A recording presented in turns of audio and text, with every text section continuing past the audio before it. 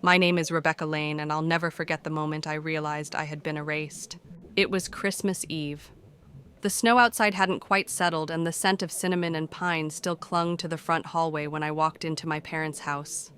I shook off my boots, hung my coat, and looked up at the fireplace, expecting, like every year, to see the old family portrait Mom always displayed front and center. But this time, something was different. Subtly different. Quietly cruel. There it was, the same photo session we'd done last year. Same red blazer on Mom, same stiff collar on Dad and my sister Emma, with her fake, candid laugh draped in a beige sweater that probably cost more than my car payment. But something was wrong. I wasn't in the frame. Not in the corner, not blurred in the background, not even an awkward crop. No, this was deliberate, clean. I'd been cut out surgically professionally, like a bad memory or a branding mistake. I stood there frozen for a moment, maybe 4 or 5 seconds. Long enough for the lump to form in my throat, not long enough for anyone to ask what was wrong. From the kitchen, Mom's voice rang out cheerful and untouched, "Dinner's almost ready." No one mentioned the photo, no one looked uncomfortable. They had made me invisible, and apparently they were perfectly fine with that. That night, I didn't rage. I didn't cry. I simply reached into my bag and touched the ivory envelope I had brought with me. It had been sitting there for weeks, sealed, heavy, waiting. I had planned to give it to them in the morning after the stockings and the syrupy small talk, after pretending we were still a family. But now I wasn't so sure they deserved that kindness. You see, this wasn't the first time I had been pushed to the edge of the frame. It was just the first time they'd had the audacity to make it literal. That's the part that stays with you. Not just the betrayal, but the silence that follows. The way everyone keeps smiling. The way no one asks where you went. And in that moment, standing there with the scent of rosemary and lemon drifting from the kitchen, I knew this story wasn't going to end with a passive-aggressive joke or another "let's not ruin Christmas" speech. No. This time the ending was mine to write. If you've ever felt like a ghost in your own family, like a name they only remember when it's convenient, leave a like. And let's walk through this together. Because this story only gets deeper from here. I walked into the kitchen and smiled at Emma's air kiss. I sat at the table and nodded when they asked if I still had that little car, the only question they bothered to ask me all night. And when the gifts came out and Emma unwrapped her new gold watch, I just watched in silence, holding my coffee, and the envelope still nestled inside my coat pocket like a loaded secret. Not tonight, I thought, but soon. They didn't just crop me out of a picture. They had been cropping me out of their lives for years. This time, though, I was going to make sure they noticed. Because this was no longer about inclusion. It was about reclaiming something they thought I'd forgotten: my place in the frame. I used to think being the quiet one was a strength, that staying out of trouble, doing well in school, never needing help, that somehow made me good. The dependable daughter, the easy one. But over time, I learned what that label really meant in our house. It meant I was the one they could forget. My sister Emma was always the spectacle. She had the dramatic tantrums, the high-maintenance diet, the revolving door of hobbies, ballet, horseback riding, theater camp. And every single time she changed her mind, our parents clapped like she'd just won an Oscar. When she cried, it was a crisis. When I cried, I was told I was too sensitive. They said I was independent, like it was a compliment, but it was just a reason to never check in. I became a background character in my own family's story. I watched them rally around Emma through every meltdown, every breakup, every failed audition. Meanwhile, when I got the acceptance letter to my dream college, the first words out of Dad's mouth weren't, "Congratulations."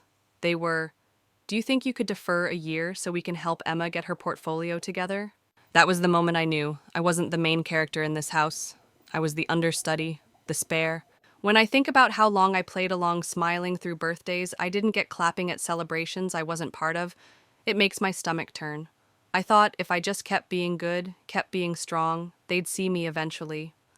I thought there'd be a moment when they'd finally say, "We're proud of you too," but that moment never came. I remember when Emma got her first car. She was 18, still hadn't held a job for more than a month, and she cried when they handed her the keys. A brand new SUV, leather interior, custom stereo, even a bow on top. I was standing off to the side holding a $20 bill stuffed inside a graduation card. It said, "You're going places." Yeah, I was going places, all right. 3 jobs, 5 hours of sleep, and a dorm that reeked of old pizza. But I went, and I survived. Without them. Still, I kept trying. I called home every now and then, sent cards for birthdays, made the drive on holidays, even when I could barely afford the gas. And every time it was the same. Emma was the star, I was the audience. I used to convince myself it wasn't intentional, that maybe they just didn't realize. Maybe they thought I didn't need anything because I never asked. But then there were the moments I couldn't unsee. The time I brought home my boyfriend and they forgot his name halfway through dinner. The time I got laid off and asked for help and Dad said tough timing kiddo while planning a cruise for Emma's birthday. The time I landed a job I'd been chasing for 2 years and their only response was, "That's nice. You should tell your sister. She's looking for inspiration." It wasn't just negligence, it was erasure. Slow, subtle, strategic. So I stopped updating them. I stopped reaching out. I became exactly what they had always treated me as invisible. And it hurt. God, it hurt. But it also made space for anger, for clarity, for a quiet strength I didn't even know I had. Because once you realize you were never really in the picture, it becomes easier to walk away from the frame entirely. Now, as I sat at their dinner table once again, watching Emma swirl her wine like she was hosting a lifestyle segment, I realized something chilling: they didn't miss me. They missed the role I used to play, the one who never spoke up, the one who made them feel good about themselves. But that version of me was gone. And the envelope in my coat pocket, that wasn't just a letter, it was a declaration. A reminder that even the forgotten have a voice. The dinner that night played out like a perfectly rehearsed scene, the kind you'd find in a made-for-TV Christmas movie, except if you looked closely, you'd notice I wasn't part of the script. I was just there, physically present, emotionally sidelined. Dad sliced the roast with exaggerated care, narrating the process like he was hosting a holiday cooking show. "You've got to let it rest first, locks in the juices." He'd repeat that line every year like it made him some kind of culinary genius. Mom floated between the kitchen and the dining table, singing praises of Emma's skin, her poise, her ambition, her everything. I lost count after the third compliment. No one asked me how I'd been. No one inquired where I was living now, or what I did for work, or if I was okay. The only question I got, if you can even call it that, came from Dad as he passed the salad bowl. Still driving that little car, which was code for, "We haven't the faintest idea what's going on in your life, but we're pretending to care." I didn't take the bait, just smiled. That practiced hollow smile I'd used 100 times before. The kind that doesn't crinkle your eyes. The kind that hides everything. Emma, of course, dominated the room effortlessly. She sipped red wine from a glass so thin I thought it might break from her breathy laughter. "So, I'm flying out to Barcelona in 2 weeks, she announced casually, like she was talking about picking up milk. "There's this artist residency, they really loved my portfolio." Mom clapped softly like a proud stage mom, and Dad raised his glass. "That's our girl." Not once did anyone look at me. I could have gotten up and walked out mid-meal, and I swear they wouldn't have noticed until dessert. When the gift exchange started, I braced myself. I knew better than to expect anything heartfelt. Emma opened hers first, a neatly wrapped box from Mom and Dad. She peeled the paper back slowly, soaking up every second of attention. Inside was a vintage gold watch, engraved and gleaming like it belonged in a magazine spread. "Oh my God, you guys," she gasped. "This is... wow." Dad grinned like he'd just closed a multi-million-dollar deal. "Thought you'd like it." Meanwhile, I got a mug. A chipped ceramic mug that read, "Somebody's favorite daughter," which, depending on who you asked, was either a joke or a knife. I laughed softly. Not because it was funny, but because if I didn't laugh, I might scream. Emma didn't even look up from her watch. Later, Mom offered me the guest room. Not your old room, not Rebecca's room, just the guest room. The mattress had a dent in the middle. The light flickered when I breathed too close. The sheets smelled faintly of lavender, but not the kind you put there with care, more like the kind you spray on in a rush to cover up neglect. I sat on the edge of the bed, staring at the floor, the envelope resting in my hands now. I'd carried it with me for weeks, waiting for the right moment. Part of me still thought I'd leave it on the breakfast table tomorrow. But after tonight, after the photo, after the mug, no. They didn't just forget me, they erased me strategically, carefully, deliberately, like I was a bad brand partnership, like my presence tarnished the glossy finish of their curated family image. I turned the envelope over in my fingers. The paper felt heavier than before, or maybe I just finally realized what it meant. It wasn't just about property or legality or even inheritance. It was about being seen, being heard, being real, for once. I leaned back against the wall, let the silence of the house settle around me. The same old creaky floorboards, the same ticking clock in the hallway. Somewhere down the stairs, I heard the clink of wine glasses and the tail end of Emma's laughter. This house had always been filled with sound, but never with acknowledgement. And that night, lying on a mattress that didn't remember me in a room no one had prepared for me, I decided something simple and irrevocable. Tomorrow I'd open their eyes, whether they liked it or not. Sleep didn't come easy that night. I lay awake staring at the popcorn ceiling, tracking the shadows of branches swaying outside the window. Every creak of the house felt familiar, deeply embedded in my memory, but none of it felt like home. Not anymore. Maybe it never had. I found myself thinking back to all the moments I'd buried. Little betrayals that I had trained myself to excuse. I thought if I kept being quiet, kept being useful, they would love me the same way they loved Emma. But now, I could see the pattern clearly, and it had started long before college, before adulthood, before I even knew what favoritism meant. I remembered my 8th birthday. I had invited 6 kids from school. Mom forgot to pick up the pizza, so we ended up eating sliced cheese on saltine crackers. The party ended early because Emma had a dance recital the next morning. They promised to make it up to me next year. They didn't. Then there was the science competition in high school. I won first place in the entire state. My school called home to share the news. My parents sent back a text, "Nice job, that was it. No dinner, no framed certificate, no congratulations." Meanwhile, when Emma landed a 3-second shampoo commercial gig, they threw her a full-blown party. Balloons, champagne, a cake that read "Future Star" in glittery letters. I still remember how the icing stained her fingers, and how Mom took 15 photos of it for Instagram. The photo of my medal never even made it to the fridge. As these memories rolled through my mind like a bitter montage, I felt something in me begin to shift. It wasn't just sadness. It wasn't even anger anymore. It was grief. For the years I'd spent proving myself to people who had already decided I didn't matter. For the childhood I spent trying to shrink myself down to make room for someone else's spotlight. And then I thought about that envelope again. See, I hadn't gone looking for revenge. That wasn't the plan. I had gone to the county records office for something routine, a proof of address I needed for a job application. But while waiting at the counter, my eyes caught a folder with my name printed on it, attached to a property I didn't recognize. And curiosity turned into research.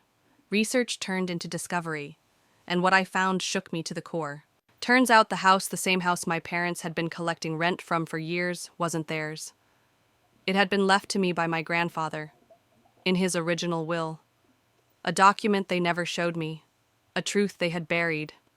They had been using my name, my legal inheritance, to quietly fund their lifestyle and support Emma's every whim, all while pretending there was nothing left for me. It wasn't an oversight. It was a choice. At first I didn't believe it. I thought there had to be a mistake, a misunderstanding. But the deeper I dug through tax records, archived emails, title searches, the more the truth crystallized. They hadn't just cut me out of a photograph. They'd cut me out of a legacy. And yet, I didn't storm their house. I didn't scream. I didn't send angry letters or threaten lawsuits. Because I wanted to look them in the eye. I wanted to see what honesty looked like in a room full of people who only valued image. Lying there in a bed that sagged in the middle, I made a decision. Not just to confront them, but to reclaim what was mine. Not because I needed the house. Not even because I needed the money. But because I needed to stop disappearing. For once I wanted them to see me. Not as a burden. Not as a placeholder. But as someone who'd had enough. Morning light slipped through the blinds like a quiet warning. I woke up early not because I was rested, but because my body knew something important was coming. The house was still the kind of silence that only exists right before a performance begins. I sat on the edge of the bed, rubbed the back of my neck, and stared at the envelope on the nightstand. It looked unassuming in the soft light, just thick ivory paper sealed in wax. But I knew what was inside it would break something. Downstairs, the scent of cinnamon rolls floated up the stairwell, sugary and nostalgic. I followed it to the kitchen where Mom was plating scrambled eggs, with the same intensity she reserved for Instagram-worthy Sunday brunches. Dad scrolled his phone like he was too busy to be present, and Emma stood barefoot sipping almond milk from a wine glass like she was on a cooking segment. "Good morning," Mom said without looking up. "Hope you slept okay in the guest room." "The mattress has a personality," I muttered, pouring myself some coffee. She laughed like I'd told a joke. I didn't. We moved through breakfast like clockwork. Performative, polished, hollow. No one asked about my job. No one asked how I'd been or where I was living. Emma chattered about her upcoming trip to Barcelona and the artist residency that totally believed in her voice. I nodded like I cared, like I was proud, like any of it had anything to do with me. They still didn't know the envelope sat in my coat pocket. They had no idea how close they were to seeing the truth unravel. I could feel it with every sip of coffee, every sideways glance, every polite pass the jam that danced around the real tension. And then, like the universe needed one more twist of irony, Emma mentioned the house. I was thinking of using the rental place near the park for a shoot next spring, she said, biting into toast. The light in that place is unreal. I nearly choked on my coffee. That house, my house, the one left to me in Grandpa's original will, the one I discovered at the records office, the one they never told me about because they were already collecting rent from it, the one they had no legal right to use for anything, the one they'd used for years to prop up Emma's lifestyle, her tuition, her trips, her wardrobe, her damn almond milk. It was like standing in a room full of mirrors and realizing none of them reflected me. I looked at my parents. They didn't flinch. They didn't even blink. Either they genuinely believed they'd done nothing wrong, or they had told the lie so many times it became their truth.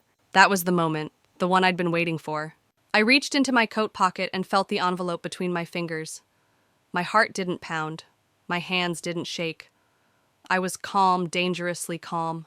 I brought something, I said quietly. 3 sets of eyes turned toward me. Mom looked curious, Dad indifferent, and Emma distracted. I placed the envelope gently on the table beside the coffee mugs and the half-eaten cinnamon rolls. "What is it?" Mom asked. "It's from me," I replied. She picked it up, turned it over, studied the seal. "Should we open it now?" "I'd prefer you didn't." So of course they did. As she broke the seal, I looked away. I didn't want to watch the reveal. I wanted to feel it. The tension shift, the silence mutate, the recognition crawl across their faces. And it did, slowly, precisely. The crinkle of pages, the quiet readjusting of posture, the way Dad leaned over Mom's shoulder, eyebrows narrowing, the way Emma paused mid-bite, her fork halfway to her mouth. Then it happened. The change in the air, thick, dense, like a storm moving through a sealed room. I didn't need to say a word. The documents were already doing the talking. If you've ever uncovered a truth that shattered the version of reality someone fed you, share your story in the comments. Because this was the moment I stopped being a spectator and became the author. For a few moments, the only sound in the room was paper shifting in my mother's hands. Her eyes scanned the first page, then the second, then the third, each flip faster than the last, like she could outrun what she was reading. Dad leaned in, trying to make sense of it, his brow furrowed in a way I hadn't seen since the last time I asked him for help, and got none. Emma glanced between them, clearly growing impatient. "What is it?" she asked, her voice rising slightly. "What's going on?" They didn't answer. She tried again, sharper now. "Mom, Dad." Still nothing. That was my cue. I stood slowly, my palms flat on the table. "You knew," I said, my voice calm but undeniable. "You knew what that house was. You knew who it was left to. And you chose to lie." Mom looked up like she'd just been caught stealing from a church donation box. "Rebecca, sweetheart, this isn't what it looks like." I tilted my head. "That's funny because it looks a lot like you used my name, my inheritance, and my legal rights to fund your lifestyle while telling me there was nothing left for me." Dad dropped the pages like they'd burned his hands. "Where did you get this?" he muttered, the question hollow. "Oh, you know," I said, reaching for my coffee. "Public records, title searches, tax filings, a few archived emails, a very patient lawyer." Emma stood now too. "Wait, what rental property? Are you serious? The one by the park?" I turned to her. "The one you used for that photo shoot last year. Yeah, that one." Her mouth opened, then closed again like the words got lost somewhere between her ego and her disbelief. Mom's voice softened, shifting into that gentle register she reserved for returning things at boutiques without receipts. "Honey, we didn't think you'd want the responsibility. You were busy. You've always been so far away." "I was far away," I said, "because you made it very clear I wasn't welcome here." Dad rubbed his temples, already tired of the confrontation. "You need to calm down. And you," I said, turning toward him, "need a lawyer." He froze. "I'm not suing," I added, "yet, but I've officially reclaimed ownership of the property. The tenants have been notified. Rent payments now go to me. Your access to the house is revoked." My mother's face went pale. But that house was our income. We depended on that. I raised an eyebrow. Then maybe you shouldn't have stolen it. She blinked fast, like she was trying to cry, but didn't have the tears ready. We're family, she whispered. No, I said. You're people I used to be related to. There's a difference. Emma scoffed, folding her arms like she was still in charge. You think this makes you better than us? I stared at her for a long moment. No, just not beneath you anymore. The silence that followed was unlike any I had ever known in that house. It wasn't awkward. It wasn't empty. It was loaded, pressurized, like a bubble of truth had finally burst, and now everyone had to sit in the mess. My dad looked at the envelope on the table as if it might explode. My mother's lips parted, but no sound came out. Emma looked like someone had stolen the last spotlight and she didn't know where to stand. And me? I felt still, clear, solid. Because for the first time in my life, I wasn't begging to be seen. I was the moment. If you've ever had to stand up to the very people who taught you to stay quiet, you know what it costs. And you know exactly how it feels when the silence finally breaks in your favor. No one moved, not even Emma, who usually had a comeback locked and loaded before anyone finished a sentence. The silence was suffocating, but not for me. For once, I breathed freely while the three of them choked on the truth. My dad finally broke it. His voice was thin, strained. If you walk out that door now, don't bother coming back. I looked at him, really looked at him. This man who once carried me on his shoulders to the 4th of July fair, who called me kiddo until the day I graduated, and then stopped. This man who laughed too loudly when Emma made mediocre jokes but stared blankly when I shared real achievements. He was a stranger now, familiar bones, foreign soul. I straightened my coat. I think that's the first thing we've ever agreed on. Mom stood, panic cracking through her mask. Wait, we can talk about this, please. You've been talking, I replied, for years. Every time you decided without me. Every time you told me I'd understand someday. Well, someday is now. Emma rolled her eyes, but it was hollow. She'd lost control of the room and she knew it. Her world didn't spin unless she was at the center. And right now, she was a prop. I turned to leave. No more words left in me. No more begging for space in a story I didn't write. The air outside was icy, the wind biting through the wool of my coat. But I welcomed it. The cold was honest. I slid into my car, let the engine hum to life, and just sat there. I didn't cry. I didn't laugh. I just breathed. Deep, steady breaths that I hadn't taken in years. The kind that fill your lungs not with air, but with clarity. For the first time in my life, I wasn't leaving their house feeling small. I was leaving it whole. 3 weeks passed, and then came the messages. First a text from Mom. Hey, sweetheart. We've been talking, and we think there's been a misunderstanding. Can we chat sometime this week? Hope you're well. Love you. No punctuation, just love you hanging there like a coat on the wrong hook. I didn't respond. 2 days later, another message. Please don't let this one thing ruin everything. Your sister is very upset. Dad's trying to stay calm, but you know how he gets when he feels blindsided. I nearly laughed. Blindsided, not exposed for inheritance fraud. Not remorseful. Just blindsided. The poor man. Must be hard watching decades of manipulation unravel over brunch. Then came a voicemail from Dad. I didn't listen to it. I just stared at the notification and deleted it. The last time he called me kiddo, it was to remind me that I should leave the money stuff to the people who understand it.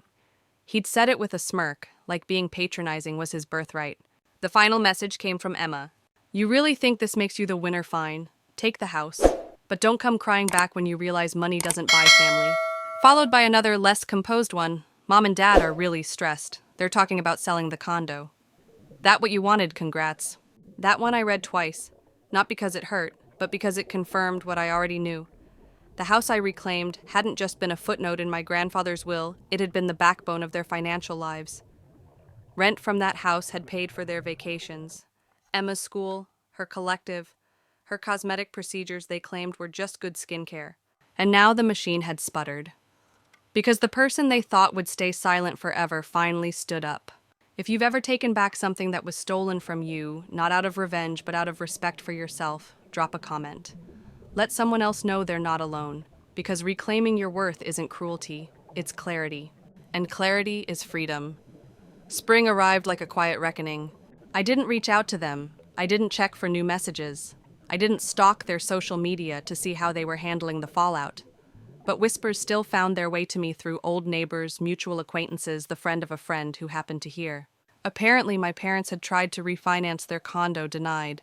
The mortgage was too high, and the steady stream of rent payments from my house was no longer flowing into their account like clockwork. The ripple was turning into a wave.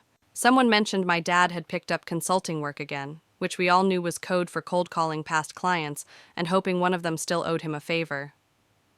My mother had taken a part-time job at a boutique downtown, the kind of place she used to shop at without checking tags.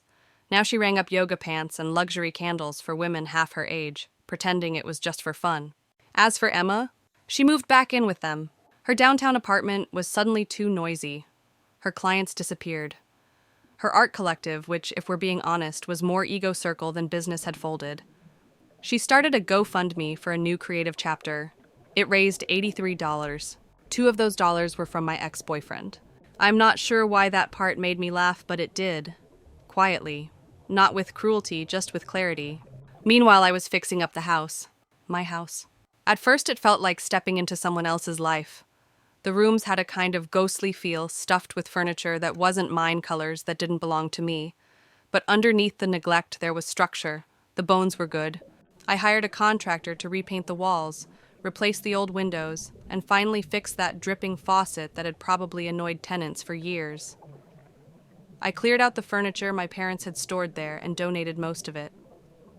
The only item I kept was a navy blue armchair I vaguely remembered from childhood. It sat in the corner of the living room, like a small monument, one of the few things that didn't feel like it came with strings attached. The tenants were kind, polite. One of them left me a handwritten thank you note after I reduced their rent by $50. It said, "You're the first landlord who's ever treated me like a human being." That one stayed on my fridge. That simple note meant more to me than every forced apology, every awkward holiday card, every "we love you" text from my parents that was really just an attempt to reset the game board. It's strange what happens when the noise dies down. You start to notice the space you actually live in. The silence that once felt heavy becomes peaceful. The absence becomes room to stretch, to think, to breathe. I no longer reached for my phone every hour, bracing for the next guilt-laced message or performance of victimhood. I slept through the night. Woke up to birdsong instead of passive-aggressive comments about how I never called. I planted new flowers in the garden, repainted the front steps, bought houseplants and lined them along the kitchen windowsill, the kind that thrive on light and not much else. And one day I found a letter in my mailbox. A real one, handwritten.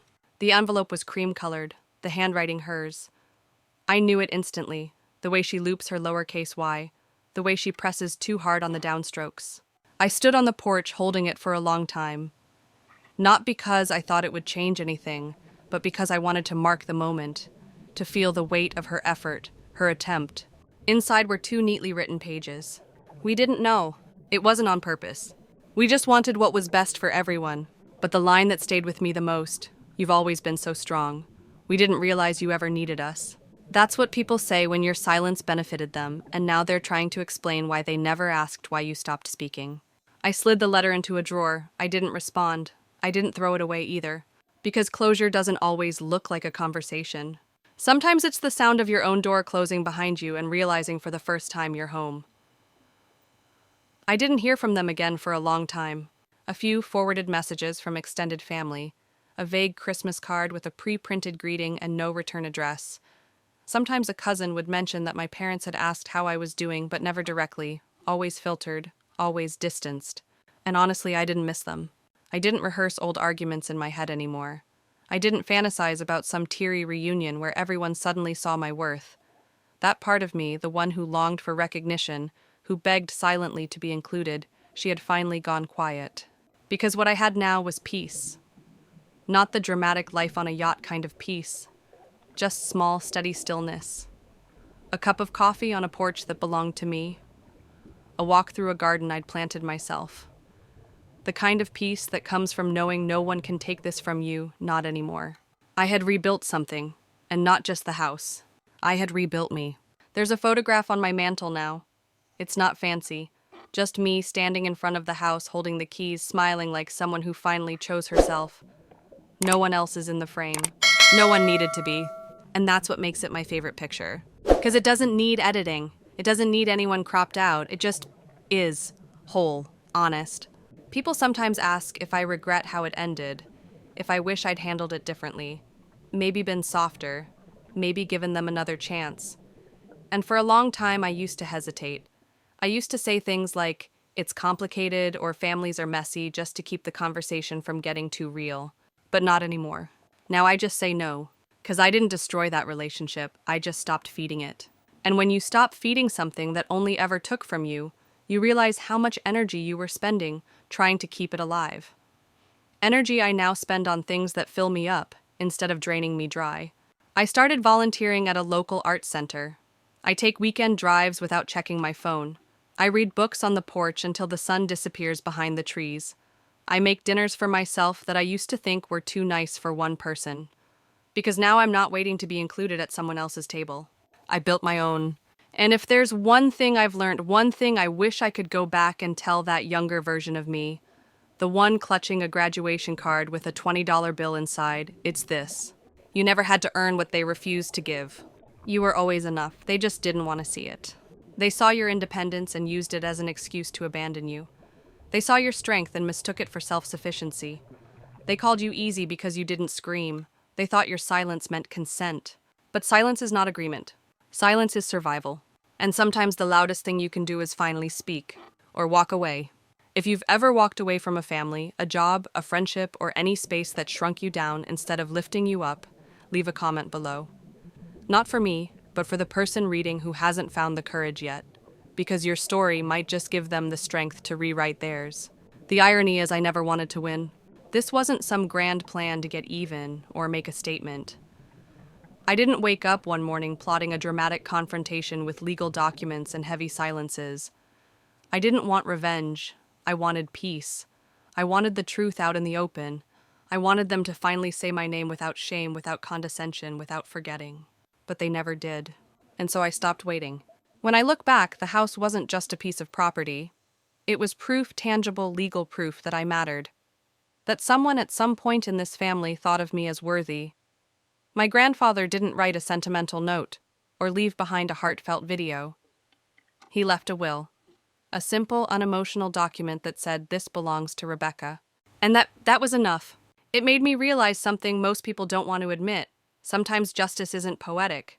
Sometimes it's paperwork. Sometimes it's showing up at the records office and unearthing a piece of yourself that someone else tried to bury. Taking back the house didn't solve everything. It didn't erase the years of silence, the birthdays spent alone, the small humiliations that stacked up like unpaid bills. But it gave me a starting point, a foundation, a place to build the version of my life I'd always hoped they would build with me. Instead, I built it alone. And there's a strange kind of power in that. Not the flashy post a picture of your success kind. A quiet power, a deeply rooted one. The kind that lets you sit at your own table, light a candle, and not feel lonely. One morning, a few months after everything unfolded, I got another text from Emma. "Dad's trying to figure out how to file a tax exemption on the house. Guess you're the expert now. Congrats." No apology, no acknowledgement. Just another reminder that she didn't see me. Not really. Only the version of me that disrupted her comfort. I didn't respond. Later that week, Mom sent a group email about Easter plans. Said she hoped we could move forward in love and understanding. It was addressed to both of us like we were just two kids caught in a silly sibling spat. As if inheritance fraud years of emotional neglect and strategic erasure could be mended with ham and potato salad. That email went into the archive folder. Along with every excuse they ever gave, every gaslighting moment I used to replay in my head, wondering if maybe it was my fault. It wasn't. If you've ever been told that choosing yourself was selfish, that protecting your peace made you dramatic, that walking away meant you were cold, know this healing is not selfish. It's sacred. And some people will never forgive you for choosing it. That's not your burden to carry. After that, the silence deepened. It stopped being uncomfortable. It became normal. And in that space, something extraordinary happened. I found my voice. Not the kind you raise in arguments. The kind that lives in your chest and guides your decisions. The kind that says you don't owe them a performance. The kind that lets you write your story without needing anyone else to validate the plot. This was the moment I stopped living in their narrative. This was the moment I took the pen. And with the house deed in one hand and the weight of everything I had survived in the other, I wrote a new beginning.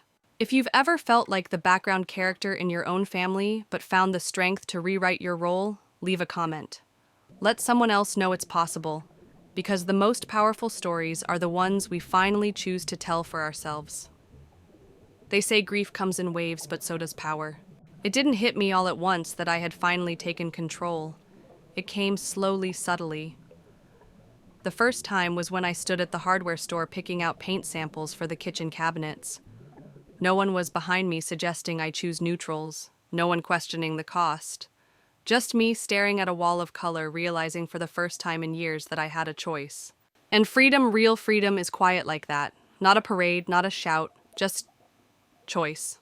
I installed a new mailbox, replaced the creaky front door, added a smart thermostat, and somewhere between switching out the old light fixtures and hauling the last of my parents' junk to Goodwill, I stopped feeling like a visitor in my own story. This house wasn't a prize, it was proof. That I could build, preserve, and protect something. That I could make decisions without waiting for permission. That I didn't need anyone's blessing to belong. Then one afternoon, as I was dusting the shelves in the living room, I found something wedged behind a stack of forgotten books, an old photo album. My name handwritten on the cover with a small heart beside it. I opened it, page after page of childhood photos, birthday parties, school play sleepovers. Moments I barely remembered, moments I thought no one had bothered to capture. But they were all there, frozen. Proof that I had once mattered enough to be framed.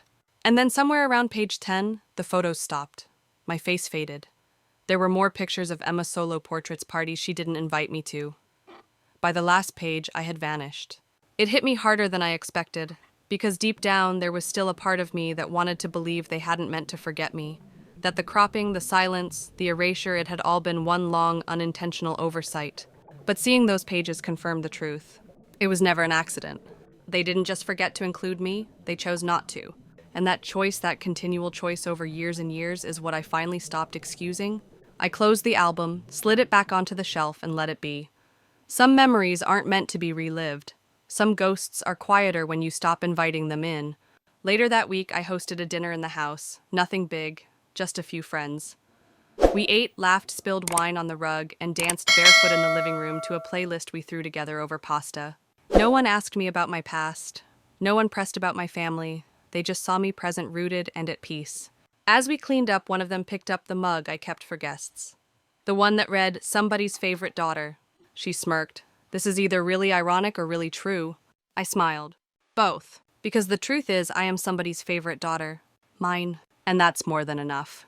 If you've ever had to become your own home, your own parent, your own advocate, leave a comment below. Because we don't talk enough about the strength it takes to love ourselves the way others never did. And if this story resonates with you in any way, even if it's just a small ache in your chest, follow this channel. Not because it fixes anything, but because knowing someone else walked through the same fire and came out whole might help you believe you can too. The months passed and their silence deepened. But this time it didn't echo, it didn't haunt, it simply faded. I still lived in the house, my house. It wasn't perfect. There were weeks where I overcooked pasta 3 times in a row when the leaky faucet in the laundry room reminded me that even independence comes with maintenance. But there was a steadiness in those days, a kind of ownership that extended far beyond the deed to the property. I no longer looked over my shoulder waiting for the next excuse, the next passive-aggressive message, the next manufactured crisis to drag me back into their orbit. They had stopped trying, and I had stopped hoping. That didn't mean there weren't ripples. One afternoon, while grabbing coffee in town, I bumped into a former neighbor, Mrs. Gibbons, the type of woman who always knew who was repainting their shutters or refinancing their car. She gave me that half-sweet, half-prying smile and asked, "Still managing the rental property, dear?" I nodded, "Still am." She hesitated. "I heard your parents went through a bit of a tough time." I gave a polite smile, the kind that ends a conversation before it begins. "Well, you look happy," she added. "That's good." And I did. I was. Not because I'd won, not because I'd proven anything, but because I'd stopped needing to. That's the thing about being forgotten for so long, you start to believe that your worth depends on being remembered. You think maybe if you achieve enough sacrifice, enough smile enough, they'll see you. But the truth is, the people who choose to ignore you will never be moved by your success. and the people who love you don't need you to prove a thing. I finally understood that now. There was no dramatic phone call, no letter confessing guilt, just space. And in that space, I built a life. I took up pottery, not because I was good at it, because it let me mess up and still end up with something useful. I planted a vegetable garden in the backyard, fought off squirrels, and harvested 3 edible tomatoes I was ridiculously proud of. I even adopted a rescue dog, a scrappy little mutt named Murphy, who followed me from room to room like I was the best thing that had ever happened to him. And maybe I was, 'cause for once I was choosing who got to stay. Meanwhile, the stories trickled in. My parents, it seemed, had been struggling more than they let on. The loss of the rental income had created a domino effect. No more vacations, no more extras. They had to sell a second car. My mom picked up extra shifts at the boutique. My dad started giving retirement planning workshops at the local rec center, which was rich considering he nearly lost his retirement fund trying to hide mine. Emma, she launched an online course in creative healing, but shut it down 2 months later after 0 signups. Her Instagram was still carefully curated, all soft lighting and affirmations, but the captions grew shorter, the smiles stiffer. And I was still here. Not thriving in the way Instagram sells it, but steadily, quietly becoming whole. One evening, after repainting the front steps, I sat on the porch with a glass of wine, and Murphy curled at my feet.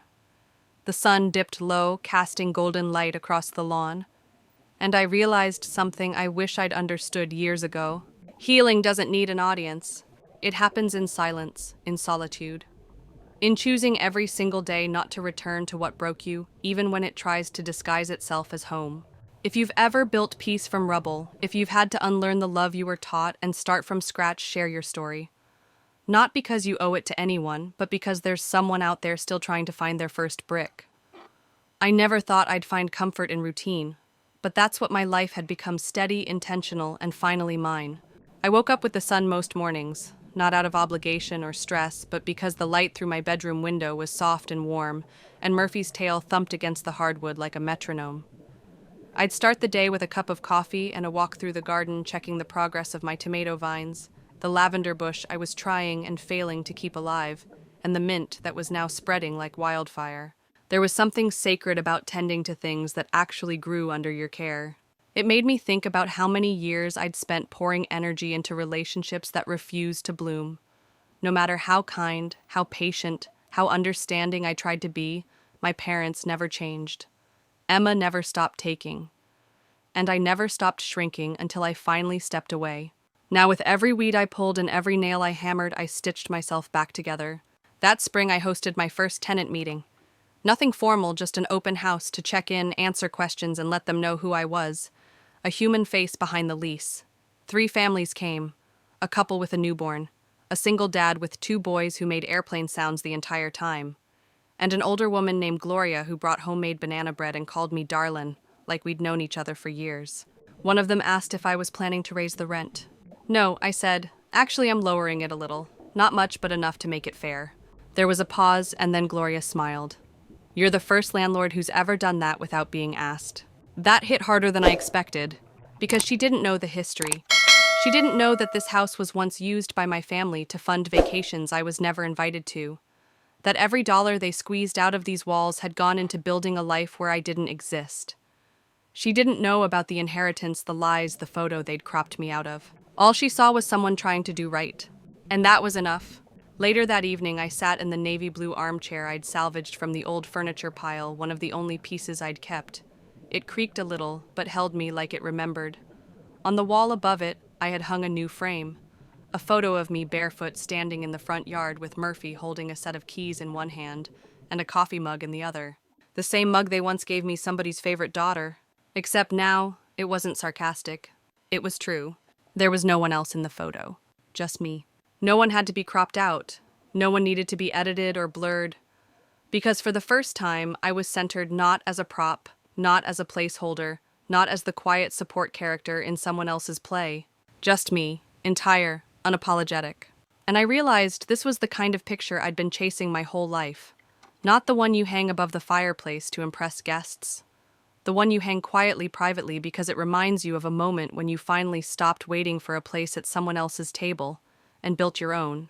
If you've ever stopped chasing people who refuse to see your worth and found peace in choosing yourself, leave a piece of your story below. You never know who's reading and finally realizing they can do the same, because the best view isn't from where they seated you. It's from where you stand. I never expected healing to look so ordinary.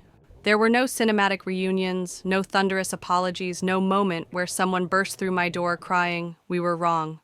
Just quiet mornings, grocery lists, rain tapping softly on the porch, and me living a life not fueled by resentment, but by release.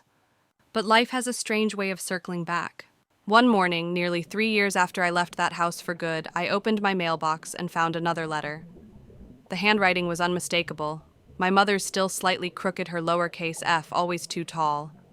The envelope smelled faintly of her perfume, like she had spritzed it at the last second, trying to summon some forgotten tenderness. I didn't open it right away. I sat with it, let it rest on the kitchen table as I made coffee. Took Murphy for his walk, watered the plants. The envelope just sat there like a ghost, refusing to fade. Eventually I opened it. 2 pages, handwritten, neat, practiced. It started predictably. "We didn't mean to hurt you. It wasn't on purpose. We just wanted what was best for everyone." But then came the line that stopped me cold. "You've always been so strong. We didn't realize you ever needed us." That one lodged somewhere deep. Not because it offered closure, but because it confirmed everything I had always known. To them, my strength was an excuse, a reason to dismiss me, a reason to ignore the parts of me that were quietly breaking. That's what people do when your silence benefits them. They call it independence. They praise your resilience, not realizing it's a mask you were forced to wear to survive in their world.